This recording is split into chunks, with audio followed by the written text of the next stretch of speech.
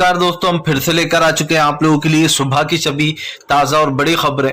फटाफट अंदाज में एक एक कर बताएंगे आपको आज देश और दुनिया से क्या बड़ी खबरें निकलकर सामने आ रही हैं। लेकिन उससे पहले दोस्तों एक नजर डालेंगे सुर्खियों पर। अखिलेश यादव का बीजेपी के ऊपर बड़ा हमला, बोले बीएसपी और बीजेपी आपस में मिले हुए हैं, ये लोकसभा में भी मिलकर लड़ेंगे चुनाव। वहीं पर अगली बड़ी खबर में हम आपको बताएंगे दोस्तों असदुद्दीन ओवैसी का बड़ा बयान, बोले फिलहाल मुसलमानों ने भारत को लोकतंत्र तोहफे में दिया है। वहीं पर अगली बड़ी खबर में हम आपको बताएंगे दोस्तों, दरअसल आपको बताते चले भारतीय जनता पार्टी के ऊपर गरजे संजय रावत, बोले फिलहाल हम 38 सीटें जीतेंगे लोकसभा चुनाव में, कांग्रेस एनसीपी मिलकर लड़ेगी लोकसभा चुनाव इधर महाराष्ट्र में। वहीं पर अगली बड़ी खबर में हम आपको बताएंगे पप्पू यादव का बीजेपी के ऊपर बड़ा हमला, बोले सभी पार्टियां ले हिमाचल सरकार से, जो है हिमाचल सरकार से ले। दरअसल आपको बता दें हिमाचल में जो ओबीसी लागू की गई है उसकी तारीफ की है पप्पू यादव ने और कहा है कि सभी को उनसे सीख लेनी चाहिए। वहीं पर अगली बड़ी खबर में हम आपको बताएंगे दोस्तों किसानों के ऊपर लाठीचार्ज के ऊपर भड़के किसान नेता राकेश टिकैत, सरकार को लिया आड़े हाथ। वहीं पर अगली बड़ी खबर में हम आपको बताएंगे दोस्तों, दरअसल आपको बताते चले अरविंद केजरीवाल का बीजेपी के ऊपर बड़ा हमला, बोले सिर्फ दिल्ली की सरकार को बदनाम करना चाहती है बीजेपी, इसलिए बार बार मनीष सिसोदिया के ऊपर पड़ते हैं छापे। वहीं पर अगली बड़ी खबर में हम आपको बताएंगे दोस्तों मायावती बोली फिलहाल देश का लोकतंत्र करेंगे मजबूत। जी हां, लोकसभा के लिए भी बन रहा मायावती का प्लान। वहीं पर अगली बड़ी खबर में हम आपको बताएंगे दोस्तों प्रधानमंत्री नरेंद्र मोदी के ऊपर गरजे राहुल गांधी, बोले देश में स्थिति खराब है, पीएम नरेंद्र मोदी ने देश को पूरी तरीके से किया है बदनाम। जी हां, भाईचारे को किया है खत्म। वहीं पर अगली बड़ी खबर में हम आपको बताएंगे दोस्तों, दरअसल आपको बताते चले भारतीय जनता पार्टी को 2024 में लगेगा बड़ा झटका। राहुल गांधी के एक के बाद एक प्लान आ रहा है सामने, हाथ जोड़ो के बाद एक और बड़ी रैली, उसके बाद फिर राहुल गांधी का अगला प्लान। तो सारी खबरें फटाफट अंदाज में देंगे, एक एक कर देंगे। फिलहाल खैर चलिए बढ़ते हैं सबसे पहली और सबसे बड़ी खबर की ओर। दरअसल दोस्तों आपको बता दें राहुल गांधी का प्लान कोई समझ नहीं पा रहा है। राहुल गांधी की भारत जोड़ो यात्रा से प्रधानमंत्री को बहुत दिक्कत हो रही है। आपको बताते चले राहुल गांधी का 2024 का प्लान ऑन हो चुका है, भले ही कोई समझे या ना समझे दोस्तों, लेकिन सच्चाई यही है कि 2024 की तैयारी में कांग्रेस अभी से जुट गई है। सब जानते हैं दोस्तों कि लोकसभा चुनाव में अब ज्यादा समय बचा नहीं है और एक साल बहुत कम समय होता है, इसलिए दोस्तों सारी पार्टियों ने अभी से ही शुरुआत कर दी। आपको बता दें कई पार्टियां तो ऐसी है दोस्तों जो इस चीज के लिए पहले से ही तैयारियां कर रही थी, लेकिन कांग्रेस ने इस बार पहले से रणनीति बनाना शुरू कर दी है, विपक्ष को एकजुट किया जा रहा है। हालांकि हम आपको बताते चले अब की बार कांग्रेस ने कुछ और दाव खेला है। एकजुट वाली बात तो खैर ठीक है, विपक्ष को एक साथ लेना, लेकिन दोस्तों कांग्रेस अपने बलबूते पर ही चुनाव लड़ेगी और ये बात उसे भी पता है। दरअसल आपको पता होगा साउथ के जो जितने भी एरिया आते हैं, मैंने पहले भी कहा था कांग्रेस को वहां से ताकत मिलती है। अगर कांग्रेस के हाथ तक कर्नाटक चढ़ जाता है तो ये कहना गलत नहीं होगा दोस्तों कि पिछली बार भी कर्नाटक कांग्रेस जीती थी और बहुत कम मार्जिन से प्रधानमंत्री जीत पाए थे। अब की बार लोकसभा में कांग्रेस कोई कसर नहीं छोड़ना चाहती। अब की बार कांग्रेस नहीं चाहती है कि लोकसभा चुनाव में बीजेपी किसी भी तरीके से सत्ता में आए। और सबसे बड़ी बात यह दोस्तों कि कांग्रेस से ज्यादा इस देश की जनता नहीं चाहती है कि अब दोबारा से प्रधानमंत्री देश के प्रधानमंत्री बन जाए, क्योंकि आप सब भी जानते हैं दोस्तों कि फिलहाल भारतीय जनता पार्टी ने देश में सिर्फ नफरत को बढ़ावा दिया है। इस देश में प्रधानमंत्री नरेंद्र मोदी, आप समझिए 10 साल का समय मिला उन्हें, लेकिन अफसोस की बात यह है कि 10 साल में दोस्तों कोई विकास का काम नहीं हुआ। जो लोग मोदी मोदी किया करते थे आज वो लोग दोस्तों इसी पार्टी को कोसा करते हैं, क्योंकि शायद उन्हें भी अब पता चल चुका है कि ये सरकार सिर्फ दोस्तों पूंजीपतियों के लिए काम करती है, अरबपतियों के लिए काम करती है और गरीब दोस्तों बेचारा वहीं गरीबी में जी रहा है। तो ये कहना गलत तो नहीं होगा कि प्रधानमंत्री नरेंद्र मोदी जितने भी वादे करते हैं उसका कोई मतलब नहीं रह जाता है। आपको बताते चले दोस्तों सरकार की नीतियां और सरकार के फैसले कहीं ना कहीं विपक्ष के ऊपर भारी पड़ जाते हैं, आए दिन भारी पड़ जाते हैं। और अब ये देखना होगा कि आने वाले समय में किसकी सरकार बनेगी, क्योंकि भारत जोड़ो यात्रा से राहुल को जबरदस्त पॉपुलैरिटी मिल रही है। चलिए बढ़ते हैं एक और अगली बिग ब्रेकिंग की तरफ। बता दोस्तों अगली जो बड़ी खबर निकल कर आ रही है, आपको बता दें असदुद्दीन ओवैसी का बड़ा बयान, बोले फिलहाल मुस्लिमों ने भारत को लोकतंत्र का तोहफा दिया है। आपको बताते चले असदुद्दीन ओवैसी ने कहा कि आज जिस तरीके से मुस्लिमों को परेशान किया जाता है, उनके ऊपर टिप्पणियां की जाती है, उन्हें नीचे दिखाया जाता है, ये सरासर गलत है। आपको बता बता दें ओवैसी ने कहा कि फिलहाल इस देश को ये भूलना नहीं चाहिए कि मौलाना आजाद ही थे वो पहले जिन्होंने लोकतंत्र को मजबूत किया था, जिन्होंने देश के लिए सबसे बड़ी लड़ाई लड़ी थी। आपको बता दें मौलाना आजाद की बराबरी कभी नहीं कर सकती आरएसएस। ओवैसी ने कहा कि फिलहाल मौलाना आजाद जो थे उन्होंने जो देश की आजादी की लड़ाई के लिए किया वो कोई नहीं कर सकता। वहीं दूसरी तरफ आपको बता दें ओवैसी ने यह भी कहा कि बीजेपी वाले सिर्फ झूठ फैलाते हैं और बीजेपी और आरएसएस एक ही सिक्के के दो पहलू भी हैं। ओवैसी ने कहा कि क्या जो मौलाना आजाद ने किया था वो आरएसएस वालों ने किया? नहीं किया। ओवैसी ने कहा कि सिर्फ मुसलमानों का नाम खराब करती है बीजेपी, मुसलमानों को बदनाम करने के लिए ऊट पटांग बयान देती रहती है, उल जलूल बयान। आपको बता दें दोस्तों ओवैसी के इस बयान पर घमासान भी मचा हुआ है। हालांकि ओवैसी ने तो साफ कर दिया कि फिलहाल बीजेपी के लोग सिर्फ और सिर्फ नफरत फैलाने का काम कर रहे हैं और साफ दिखाई भी दे रहा है दोस्तों आज जिस तरीके से लोकतंत्र को कुचला जा रहा है, लोकतंत्र की हत्या की जा रही है, इसको लेकर कहीं ना कहीं सरकार के ऊपर ओवैसी का जो गुस्सा है वो सही भी है और ओवैसी का गुस्सा देख भी रहे हैं आप और हम सभी लोग। तो ये कहना गलत नहीं होगा कि फिलहाल सरकार की नीतियों के खिलाफ ओवैसी भड़के हुए हैं। फिलहाल ये तो साफ हो जाता है कि असदुद्दीन ओवैसी का मकसद सिर्फ एक ही था, ये बताना कि यहाँ पर मुस्लिमों के ऊपर जो चाहे मोहन भागवत हो या कोई भी दोस्तों जो बातें की जा रही हैं, जिस तरीके की बातें आ रही हैं निकलकर सामने, उसको लेकर कहीं ना कहीं अब उन्होंने सरकार को घेरने का काम कर लिया है। तो ये कहना गलत नहीं होगा कि फिलहाल ये सच भी बात है दोस्तों हमारे देश में मुस्लिमों ने जिस तरीके से अपनी जान की बाजी तक लगा दी देश के लिए दोस्तों, लेकिन आज भी मुसलमानों को उल्टा सीधा बोला जाता है बीजेपी नेता द्वारा और ये बात गलत है। जितना इस देश पर हिंदू भाइयों का हक है उतना ही मुस्लिम भाइयों का है, सिख भाइयों का, ईसाई भाइयों का, हर जात हर धर्म के लोग हम सब एक हैं। और तो फिर लड़ाई कैसी? लेकिन बीजेपी वालों को नफरत फैलाकर ही वोट मिलते हैं और ये आप भी जानते हैं दोस्तों कि बीजेपी की राजनीति क्या है। उसको सिर्फ यही चाहिए, उसको नफरत ही जो है यहाँ पर रास आती है और नफरत से ही दोस्तों इनकी राजनीति चलती है। तो ये कहना गलत नहीं होगा कि ओवैसी ने कहीं ना कहीं बीजेपी को असलियत दिखा दी है। चलिए बढ़ते हैं एक और अगली बिग ब्रेकिंग की तरफ। बता दोस्तों अगली जो बड़ी खबर निकल कर आ रही है, अखिलेश यादव का बीजेपी के ऊपर बड़ा हमला। बोले फिलहाल ये बीजेपी वाले बहुत तेज हैं, महिलाओं से ट्वीट कराते हैं और समाजवादी पार्टी के लोगों को फंसाने का काम करते हैं। आपको बताते चले दोस्तों अखिलेश यादव ने बीजेपी को घेर लिया है। दरअसल अभी हाल ही में अखिलेश यादव के जो आईटी सेल के मुखिया उनको गिरफ्तार कर लिया गया था और ये शिकायत एक महिला ने की थी जो बीजेपी आईटी सेल की मुखिया है। आपको बताते चले दोस्तों उनकी शिकायत पर सपा के आईटी सेल के मुखिया को गिरफ्तार कर लिया गया था। अब इसको लेकर अखिलेश ने सरकार को घेर लिया। अखिलेश का कहना है कि जानबूझकर बीजेपी वाले लड़कियों को आगे करते हैं और खुद पीछे छुप जाते हैं। आपको बता दें अखिलेश यहीं पर नहीं रुके। अखिलेश यादव ने कहा कि बीजेपी अच्छे से जानती है कि इस वक्त देश में क्या हो रहा है और वो इस चीजों को नजरअंदाज कर रही है। लेकिन दोस्तों सबसे बड़ी बात यह है कि अखिलेश यादव जो बोल रहा है वो 100% सच है, लेकिन बीजेपी दोस्तों जिस तरीके से नफरत फैलाने का काम कर रही है और खास करके जो महिलाओं को आगे कर देती है उससे क्या है। इसी के साथ साथ अखिलेश ने यह भी बोला कि आज जो बीजेपी वाले बार बार क्रूज कर रहे हैं उस क्रूज के ऊपर बाकायदा आप समझिए दोस्तों जो जहाज चलाया गया है वो पहले से ही चलता है। आपको बता दें अखिलेश ने कहा कि बीजेपी वाले दूसरी चीजों का जो क्रेडिट है वो खुद लेना चाहते हैं, जबकि ये जो जहाज है दोस्तों ये काफी लंबे समय से चल रहा है और कोई बीजेपी ने इसको नहीं चलवाया है। अखिलेश ने साफ कहा कि फिलहाल सिर्फ बीजेपी नाटक करती है और उसका नाटक दुनिया देख रही है। अखिलेश यादव ने यह भी कहा कि मुझे पता चला है वहां पर क्रूज में बाकायदा आप समझिए दोस्तों वो भी बनाया गया है बार। जाहिर सी बात है दोस्तों सरकार की नीतियों के ऊपर अखिलेश हमेशा ही भड़कते रहे हैं और फिर से अखिलेश यादव ने बता दिया है कि सरकार जो बोल रही है जो कह रही है उसके कोई भी मायने नहीं है। मतलब साफ है दोस्तों कि फिलहाल अखिलेश यादव की कहीं ना कहीं जो एक सोच है वो आपके और हमारे सामने आ ही जाती है कि अखिलेश यादव सच्ची सोच रखते हैं। फिलहाल चलिए बढ़ते हैं एक और अगली बिग ब्रेकिंग की तरफ। बता दोस्तों अगली जो बड़ी खबर निकल कर आ रही है, दरअसल आपको बताते चले दोस्तों लोकसभा में 38 सीटें जीतेगी शिवसेना। जी है संजय रावत ने किया बड़ा दावा।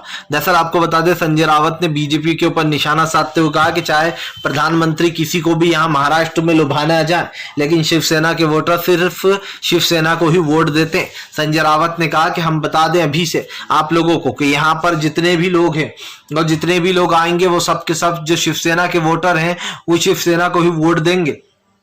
चाहे यहाँ आकर कोई भी प्रचार कर ले। संजय रावत ने कहा प्रधानमंत्री आते हैं महाराष्ट्र में लोगों को लुभाने के लिए, लेकिन यहाँ के लोग बिल्कुल भी लुभेंगे नहीं। जाहिर सी बात है दोस्तों कि लोकसभा चुनाव बहुत जल्दी आने वाला, 1 साल बाद ही।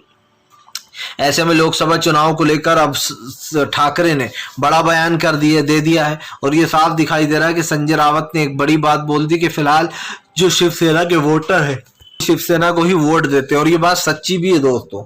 शिवसेना के वोटर शिवसेना को ही वोट देते हैं। और संजय रावत ने यह भी कहा कि एनसीपी, कांग्रेस और हम यहाँ पर महाराष्ट्र में मिलकर चुनाव लड़ेंगे ताकि लोकसभा में 38 से ज्यादा सीटें जीत सके। साफ दिखाई दे रहा है लोकसभा चुनाव के लिए दोस्तों विपक्ष इस बार पूरी तरीके से तैयार है। सबसे बड़ी बात यह है दोस्तों कि ये मुकाबला सिर्फ राहुल गांधी या पीएम नरेंद्र मोदी के बीच में नहीं है, अब ये मुकाबला दोस्तों कांग्रेस और बीजेपी के बीच में है। अब या तो दोस्तों देश में लोकतंत्र बचेगा या पूरी तरीके से हो जाएगा खत्म। सिंपल सी बात ये, 2024 में सत्ता परिवर्तन बहुत जरूरी है। अगर हो गया तो समझ लीजिएगा कि देश का लोकतंत्र दोस्तों बच गया है, और नहीं हुआ तो समझ जाइएगा लोकतंत्र को अब पूरी तरीके से खत्म कर देगी। हालांकि ऐसा होगा नहीं, क्योंकि जाहिर सी बात है 10 साल बहुत होते हैं। जनता ने पीएम नरेंद्र मोदी को 10 साल दिए, उन 10 सालों में पीएम नरेंद्र मोदी ने कुछ नहीं किया। अफसोस की बात यह है कि आपको अगर कोई 10 साल देता है तो आपको लोगों के विश्वास के ऊपर खड़ा उतरना चाहिए, लेकिन पीएम नरेंद्र मोदी ने वो बिल्कुल नहीं किया। और अब इस बात को झुटलाया भी नहीं जा सकता कि आज देश में दोस्तों क्या हो रहा है और किस तरीके की परिस्थितियां बन गई हैं। आज देश में जो हो रहा है, जिस भाईचारे को असर पड़ रहा है, उसको लेकर भी कहीं ना कहीं पीएम नरेंद्र मोदी के ऊपर हमेशा ही सवाल उठते रहे हैं कि आखिरकार ये कैसा लोकतंत्र बचाने की दुहाई देती है बीजेपी। एक तरफ इनके ही नेता विवादित बयान दे देते हैं। चलिए बढ़ते हैं एक और अगली बिग ब्रेकिंग की तरफ। बता दोस्तों अगली जो बड़ी खबर निकल कर आ रही, दरअसल आपको बताते चले पप्पू यादव का बीजेपी के ऊपर बड़ा हमला। बोले फिलहाल देश को कुछ सीखना चाहिए कांग्रेस की सरकार से, देश के नेताओं को। दरअसल आपको बताते चले दोस्तों हिमाचल में ओबीसी का मुद्दा सबसे गर्म था। ऐसे में आपको बताते चले अब हिमाचल में जो यहाँ पर ओबीसी लागू कर दिया गया, यानी कि दोस्तों ओल्ड पेंशन योजना। ऐसे में ओल्ड पेंशन योजना लागू करने के बाद काफी खुश नजर आए पप्पू यादव ने खुशी में कहा कि फिलहाल सरकार को जो है हिमाचल की सरकार से नसीहत लेना चाहिए और सीखना चाहिए उन्हें। आपको बताते चले पप्पू यादव ने कहा कि सिर्फ कामकाज सिर्फ चुनावी जुमला नहीं होना चाहिए, लोगों की मदद करना चाहिए। दरअसल दोस्तों ये तो साफ दिखाई दे रहा है कि फिलहाल जो बातें निकल कर सामने आ रही हैं उसको लेकर कहीं ना कहीं ये बड़ी बात सामने आ गई है। अब यहाँ पर जो हिमाचल सरकार ने वादा किया था, जिसकी वजह से कांग्रेस की सरकार आई, वो वादा पूरा कर दिया गया है। तो मतलब साफ है दोस्तों कि फिलहाल यहाँ की जो सरकारें हैं वो जुमला देती हैं, क्योंकि आपको याद होगा अभी हाल ही में गृह मंत्री अमित शाह ने एक बयान भी दिया था। पप्पू यादव की बात से मुझे याद आ गया, जब पत्रकार ने पूछा कि आपने तो कहा था लोगों के खातों में 15-15 लाख रुपए आ जाएंगे, तब गृह मंत्री अमित शाह बोलते हैं वो तो एक चुनावी जुमला था। इसका मतलब बीजेपी दोस्तों जितने भी आपसे वादे करती है वो सिर्फ और सिर्फ चुनावी जुमले होते हैं, उसमें कोई सच्चाई नहीं होती। अगर आप सोचते हैं कि बीजेपी ने आपसे वादा कर दिया तो वो पूरा करेगी तो भूल जाइए, क्योंकि बीजेपी खुद कह रही है कि वो चुनाव में सिर्फ चुनावी जुमले देती है, मतलब कि उसका व्यक्तिगत जीवन से असलियत से कुछ लेना देना नहीं है। और ये साफ भी हो जाता है दोस्तों कि एक तरीके से आप कह रहे हो कि भैया हम तो जो है यहाँ पर आपकी बात मान रहा है, लेकिन दूसरी तरफ आप ये भी कह देते हो कि हमें तो जो इस मुद्दे पर बात ही नहीं करना है। मतलब साफ है कि सरकार की दोस्तों जो नीतियां हैं पूरी तरीके से फेल हो चुकी है, और सरकार का जो असली चेहरा है दोस्तों वो सामने भी आ रहा है कि आप भारतीय जनता पार्टी जो देश में नफरत फैलाने का काम कर रही है, उसको लेकर दोस्तों कहीं ना कहीं देश में एक अलग ही माहौल जो दिखाई दे रहा है। और ये आप भी जानते हैं कि देश की आज जो देश की परिस्थितियां हैं वो क्या हैं, और देश में किस तरीके से लोकतंत्र को खत्म किया जा रहा है, छार किया जा रहा है। चलिए बढ़ते हैं एक और अगली बिग ब्रेकिंग की तरफ। बता दोस्तों अगली जो बड़ी खबर निकल कर आ रही, किसान नेता राकेश टिकैत भड़के, बोले किसानों के ऊपर लाठीचार्ज करके अच्छा नहीं किया बिहार की सरकार ने। आपको बता दें किसान नेता राकेश टिकैत ने सरकार को चेतावनी दे दी है। उनका कहना है किसानों के ऊपर हमले को बर्दाश्त नहीं किया जाएगा। आपको बता दें नीतीश कुमार और तेजस्वी यादव पर जमकर गरजते हुए नजर आए राकेश टिकैत ने कहा कि फिलहाल जो भी किसानों की समस्याएं हैं वो बैठकर हल निकाला जाएगा। उन्होंने ये भी कहा कि बिहार सरकार से वो बात करेंगे, किसानों को जो परेशानियां हो रही हैं, जो प्रॉब्लम हो रही है, उनका सल्यूशन निकाला जाए। दरअसल दोस्तों बिहार में भी जो है यहाँ पर यही सब कुछ चल रहा है परेशानियों को लेकर। ऐसे में किसान नेता राकेश टिकैत ने ऐलान कर दिया है कि वो जल्द ही जो है यहाँ पर किसानों की मदद करते हुए नजर आएंगे। लेकिन सबसे बड़ी बात यही है दोस्तों कि आज किसान काफी ज्यादा परेशानी में, किसान जो है दोस्तों परेशान हो रहा है और किसानों के लिए सरकार ने अब तक कुछ नहीं किया है। भारतीय जनता पार्टी जो बड़े बड़े वादे करती है कि हम 2 गुना जो है किसान की आय बढ़ा देंगे, किसानों के घर में दोस्तों आप समझिए इन सब चीजों को भूल गई है बीजेपी। काम था बीजेपी का, लेकिन बीजेपी ने दोस्तों एक भी गांव में विकास का काम नहीं किया है। तो ये कहना गलत नहीं होगा कि फिलहाल बीजेपी दोस्तों सिर्फ चुनावी जुमले से बाहर नहीं निकलती, वो लोगों की भावनाओं के साथ भी खेलती है। जिन लोगों ने सोचा था कि फिलहाल कुछ तो होगा लेकिन नहीं हुआ, ऐसे में आपको बताते चलें अब ये साफ हो गया कि राकेश टिकैत जो है वो सरकार से सीधे दो टूक बात करते हुए नजर आ रहा है और कहीं ना कहीं सरकार को समझा भी रहे हैं कि इस तरीके की बिहार में हरकतें ना हो, क्योंकि बीजेपी के तो पहले ही खिलाफ हो चुके हैं किसान नेता राकेश टिकैत। अब ऐसा ना हो कि फिलहाल बिहार सरकार भी गलती कर दे, इसलिए टिकैत ने चेतावनी दे दी है कि फिलहाल किसानों के साथ इस तरीके का लाठीचार्ज वाला व्यवहार को बर्दाश्त नहीं करेंगे। चलिए बढ़ते हैं एक और अगली बिग ब्रेकिंग की तरफ। बता दोस्तों अखिलेश यादव का बीजेपी के ऊपर बड़ा हमला, बोले मायावती और बीजेपी एक ही पार्टी है, दोनों एक साथ चुनाव लड़ेंगे। आपको बताते चले दोस्तों अखिलेश ने फिर से एक बार मायावती को घेर लिया। अखिलेश यादव का कहना है कि मायावती और बीजेपी आपस में मिले हुए हैं, वो दोनों एक साथ ही मिलकर चुनाव लड़ेंगे। दरअसल आपको बता दें दोस्तों मायावती पर यह आरोप लगता रहता है कि वो बीजेपी के अंडर में काम करती है, यानी कि बीजेपी के लिए काम करती है। बीजेपी जिसे बताती है वो उसी को अपना प्रत्याशी खड़ा करती है। बीजेपी जिसका नाम लेती है मायावती उसी का सपोर्ट करती है और ये साफ दिखाई भी दे रहा है। इसी को लेकर आपको बताते चले अब ये बड़ा बयान निकलकर सामने आया है और यहाँ पर साफ कहा गया है कि फिलहाल मायावती बीजेपी के लिए रास्ता आसान करती हैं। खास करके दोस्तों जहां पर बीजेपी चुनाव कोई मान लीजिए कि कोई मुस्लिम कैंडिडेट खड़ा है तो बीजेपी भी वहां पर अपना मुस्लिम कैंडिडेट उतरवाती है मायावती से और खास करके अखिलेश यादव के वोटों में सेंध लगाने का काम करती है। तो ये कहना गलत नहीं होगा कि फिलहाल अखिलेश ने ये साफ कर दिया है कि फिलहाल अब बीजेपी की जो असलियत है वो सामने निकल कर आएगी और उसको पूरी तरीके से एक तरीके से ये किया जाएगा, बंद किया जाएगा, क्योंकि सरकार की नीतियों के खिलाफ अब विपक्षी है दोस्तों जो कोई फैसले ले सकता है, क्योंकि सरकार तो अपनी मनमानी पर उतर आई है। चलिए बढ़ते हैं एक और अगली बिग ब्रेकिंग की तरफ।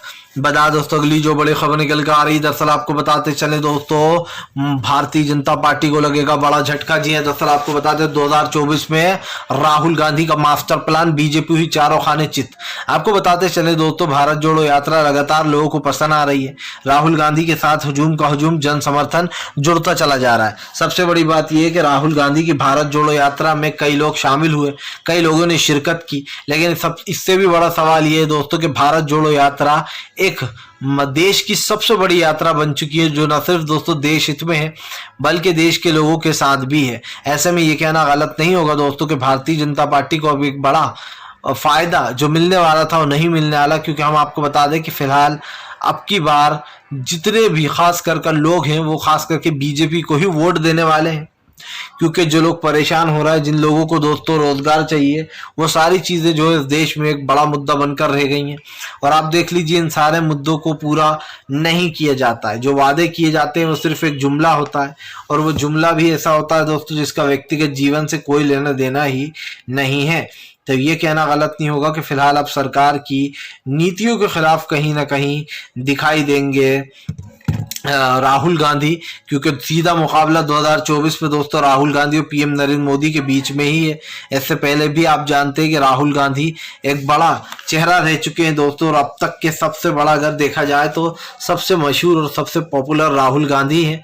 तो ये कहना गलत नहीं है दोस्तों कि फिलहाल सरकार की नीतियां पूरी तरीके से अब खिलाफ हो रही है देश के, और ये साफ हो गया कि अब देश में कोई भी बीजेपी को बढ़ावा नहीं देना चाहता, कोई भी बीजेपी को जो है यहाँ पर वोट नहीं देना चाहता, क्योंकि दोस्तों बीजेपी ने सिर्फ देश के लोकतंत्र को साथ खिलवाड़ किया है और इसी को लेकर अब भारतीय जनता पार्टी को एक बड़ा झटका लग गया है। फिलहाल वीडियो अच्छा लगे तो लाइक करें, चैनल पर